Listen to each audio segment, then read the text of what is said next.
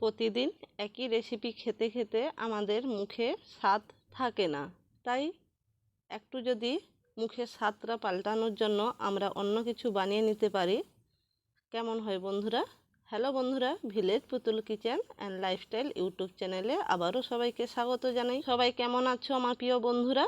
সবাই যে যেখান থেকে আমার রেসিপি দেখছো, আশা করি সকলেই ভালো আছো। আমিও খুব ভালো আছি। আজ সম্পূর্ণ একটা খুব হেলদি রেসিপি তোমাদের সঙ্গে শেয়ার করে নেব। বড় থেকে ছোট সবাই খেতে পারো, সবারই খুব ভালো লাগবে। দেখো বন্ধুরা, আমি এখানে একটা গাজর নিয়েছিলাম। গাজরটা গোল গোল করে কেটে ভালোভাবে ধুয়ে সেদ্ধ করে নিলাম। এরপর দেখো, এখানে একটা ননস্টিক কড়াই নিয়েছি, অল্প পরিমাণ পাস্তা নিয়ে নিয়েছি। পাস্তাগুলো ঘি দিয়ে ভেজে নেব।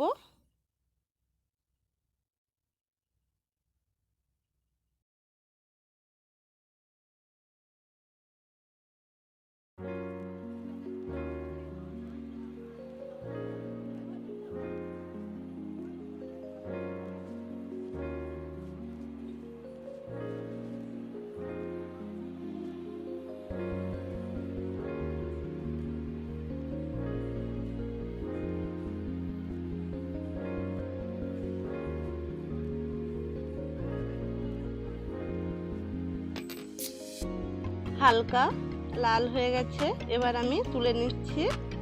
এরপর ওই ননস্টিক কড়াইতে বাদামগুলো ভেজে নিচ্ছি।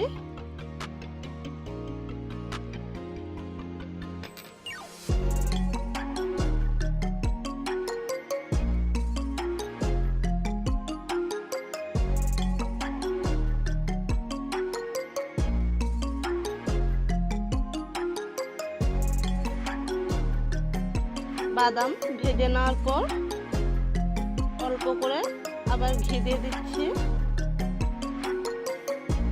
একটা এলাচ, সঙ্গে দুটো তেজপাতা কেটে দিয়ে দিলাম। হালকা ভেজে নেব।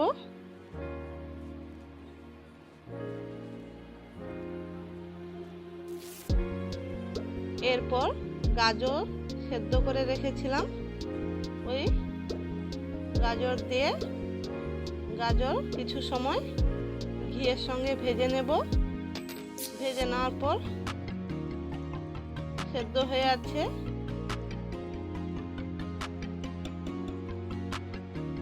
ভেঙে একদম তরল করে নিচ্ছি। এইভাবে বাচ্চাদের লুকিয়ে খুব সহজে তোমরা গাজর খাওয়াতে পারবে। দেখো, আমি খুন্তি দিয়ে একদম তরল করে নিয়েছি। এই অবস্থায়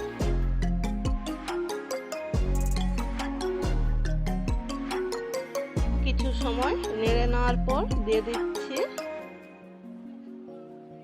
একটা প্যাকেট গুঁড়ো দুধ। ওই দুধের প্যাকেট একটা দিয়ে দিলাম। 10 টাকার যে প্যাকেটগুলো হয়ে থাকে, ভালোভাবে গাজরের সঙ্গে মিশিয়ে নিচ্ছি।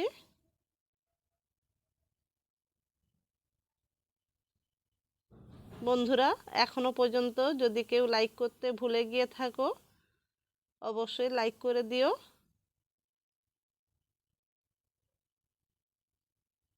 এরপর আমি এখানে লিকুইড দুধ দিয়ে দিচ্ছি।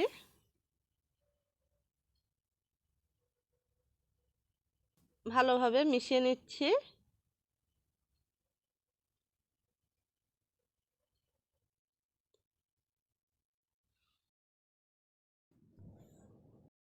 দুই তিন মিনিট আমি ভালোভাবে ফুটিয়ে ঘন করে নেব।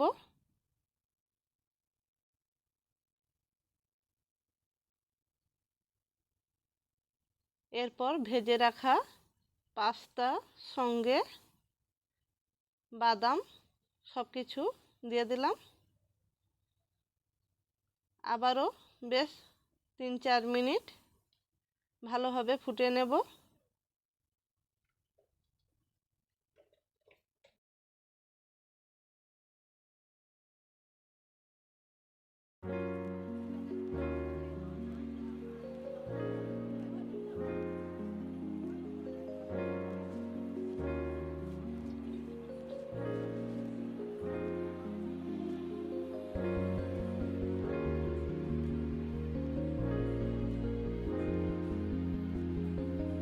3-4 মিনিট ভালোভাবে ফুটে নিলে পাস্তাগুলো সুন্দরভাবে নরম হয়ে যাবে।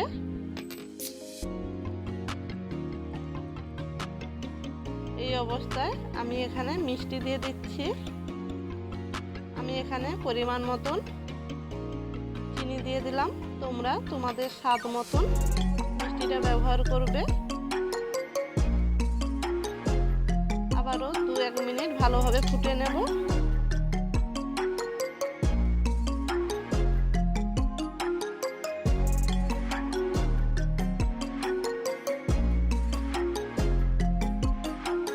বন্ধুরা, যে কোনো পায়েস বানানোর পর পায়েসের স্বাদ ঠিক রাখার জন্য অল্প লবণের ব্যবহার করবে, তাতে পায়েসের স্বাদ সম্পূর্ণ অন্যরকম হয়ে যাবে।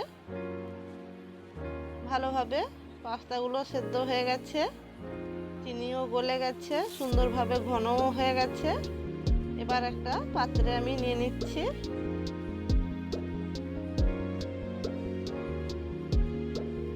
আজ এই পর্যন্ত বন্ধুরা, আবারও দেখা হবে নতুন কোনো রেসিপি নিয়ে। আজ আমার এই হেলদি রেসিপিটা তোমাদের কেমন লাগলো অবশ্যই কমেন্ট করে জানিও।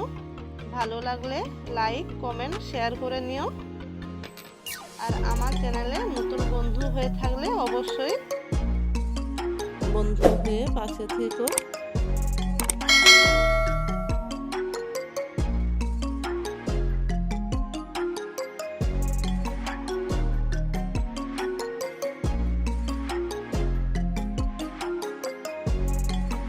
এই পায়েসের রেসিপিটা তোমরা রাতের ডিনারে রুটি, লুচি, পরোটা যে কোনো কিছুর সঙ্গেই খেতে পারো।